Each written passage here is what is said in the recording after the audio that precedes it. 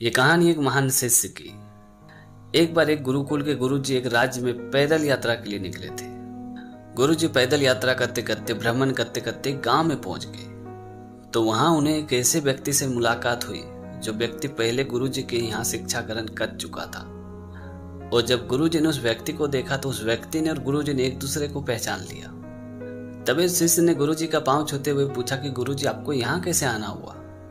तो गुरुजी ने कहा कि मैं पैदल यात्रा में इस राज्य का भ्रमण के लिए निकला हूँ। इस राज्य के मंदिर, खेत खलियान, गांवों को सब कुछ मैं अपनी आंखों से देखना चाहता हूँ, उसे अनुभव करना चाहता हूँ। और बस इसी वजह से मैं पैदल यात्रा के लिए निकल गया। तभी शिष्य ने मुस्कुराते हुए कहा कि गुरुजी ये तो बहुत ही अच्छी बात है। अब जब आप यहाँ आ ही गए हो तो आपके खाने पीने रहने का सारा प्रबंध मैं करूंगा। आप मेरे घर में ठहरोगे और इस बहाने मैं आपको अपना गांव भी अच्छी तरीके से दिखा दूंगा।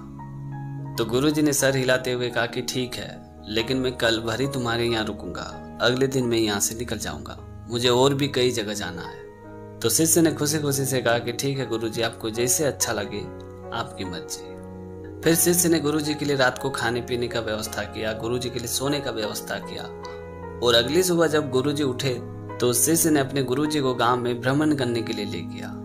जब गांव के लोग उस शिष्य से मिलते थे तो उसका बहुत ही मजाक उड़ाते थे, उसके बारे में तरह तरह की बातें बोलते थे और ठहाका लगा के हंसते थे। जैसे जैसे गुरुजी और वो शिष्य गांव में आगे बढ़ते गए, सभी लोग उस शिष्य के साथ ऐसा ही व्यवहार करता था, उसका मजाक उड़ाता था, हंसता था। ये देख के गुरुजी को बहुत ही बुरा लगा। फिर गुरुजी ने अपने शिष्य से पूछा कि ये लोग तुम्हारा मजाक उड़ा रहे हैं, तुम पे हंस रहे हैं, क्या तुम्हें बुरा नहीं लगता? तुमने कभी इन लोगों को ऐसा करने से रोका क्यों नहीं? तभी शिष्य ने मुस्कुराते हुए गुरुजी से कहा कि गुरुजी, आप ही ने तो हमें ये शिक्षा दिया था कि जीवन का मूल उद्देश्य होता है दूसरे को खुश रखना। तो भला इन सबको मैं दुखी कैसे कर सकता हूँ? पूरे गांव के लोग मेरा मजाक बनाते हैं और बहुत ही खुश होते हैं। उस वक्त मैं यही सोचता हूँ कि चलो मेरी वजह से तो सभी लोग हंसते हैं, खुश तो होते हैं, और यही बात मुझे बहुत ही अच्छी लगती है। बस इसी वजह से उन लोगों को मेरा मजाक बनाने से कभी नहीं रोक पाया। मैं चाहता तो उन लोगों को अपना मजाक बनाने से रोक सकता था। अगर मैं ऐसा करता तो आज जो सभी लोग खुश थे, वो खुशी इन लोगों के चेहरे में शायद कभी नहीं होती। ये बात सुनते गुरुजी ने अपने शिष्य का पीठ पे हाथ थपथपाते हुए कहा कि मान गए तुम्हें, वाकई में तुम बहुत ही महान हो। तो दोस्तों, छोटी सी कहानी में ये सिखाती कि असली खुशी वो होती है जो आपके साथ साथ औरों को खुश करे।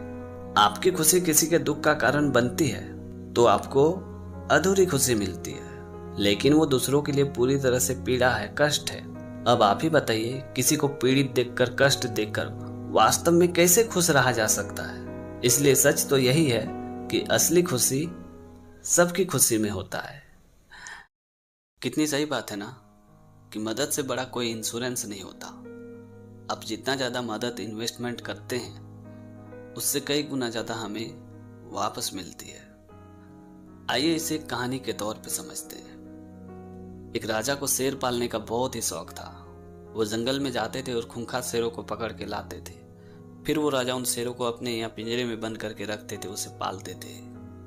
और एक दिन सेनापति जी राजा के पास आए और घबराते हुए कहा कि महाराज, एक कैदी हमारे कैद से फरार होकर जंगल की ओर भाग गया है। तभी राजा ने मंत्री जी से कहा कि इसमें सोचने वाली क्या बात है, आप अपने सैनिकों को जंगल में जाके उस कैदी को ढूंढ के लाइए।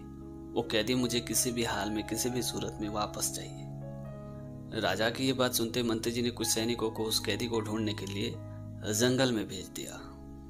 उन सैनिकों ने जंगल का चप्पा चप्पा छान मारा, पर वो कैदी उन्हें कहीं नहीं मिला, जिस वजह से सभी सैनिक निराश और खाली हाथ होकर राजा के पास आए। तभी राजा ने उन सैनिकों से कहा कि अगर वो कैदी हमें नहीं मिलेगा तो पड़ोसी राज्य वाले हम पे हंसेंगे, ये सोच के कि हमारे कारावास से एक कैदी फरार हो गया। चाहे तुम लोगों को कितना भी वक्त लग जाए, पर वो कैदी मुझे वापस चाहिए। राजा की ये आदेश सुनते सभी सैनिक राज्य के अलग अलग हिस्से में उस कैदी को ढूंढने लगे। और एक दिन राजा जब अपने कक्ष में विश्राम कर रहे थे, तभी सेनापति जी आए और राजा से बोले कि महाराज, वो कैदी जो हमारे कैद से फरार हो गया था, वो हमें वापस मिल गया है। तभी राजा ने गुस्सा करते हुए सेनापति जी से कहा कि उस कैदी को फौरन हमारे दरबार में पेश करो। जब उस कैदी को राजा के सामने पेश किया गया तो राजा ने सेनापति जी से कहा कि कल हमने जो शेर को पकड़ के जंगल से लाया है, उस शेर के सामने इस कैदी को जिंदा छोड़ दो, यही इसकी सजा है। राजा की ये बात सुनते सेनापति जी ने उस कैदी को शेर के सामने जिंदा छोड़ दिया। उस कैदी को देख के शेर गुर्राता हुआ उसके पास तो आया, पर उसे कुछ किया नहीं, बल्कि उसके शरीर को प्यार से चाट रहा था, जैसे उनकी बरसों से पहचान हो। ये देख के राजा को बहुत ही आश्चर्य हुआ। तो राजा ने उस कैदी से पूछा कि इस शेर ने तुमको खाया क्यों नहीं, आखिर तुमने इस शेर के साथ क्या किया। तभी उस कैदी ने राजा से कहा कि महाराज, जब मैं आपकी कैद से फरार होकर जंगल की ओर भाग गया था, तभी मैंने देखा था कि इस शेर के पंजे में एक कांटा चुभ गई थी, जिस वजह से ये दर्द के मारे तड़प रहा था। तो मैंने इसके पंजे से वो कांटा निकाल दिया था, और मैंने जो वो एहसान इसके ऊपर किया था, उस एहसान का बदला आज इसने मुझे चुका दिया है। ये बात सुनते राजा ने उस कैदी से कहा कि जब तुम्हारे नसीब में ही मौत नहीं लिखी है, तो भला मैं तुम्हें मौत देने वाला कौन होता हूँ। और ये बोल के राजा ने उस कैदी को हमेशा के लिए कैद से मुक्त कर दिया।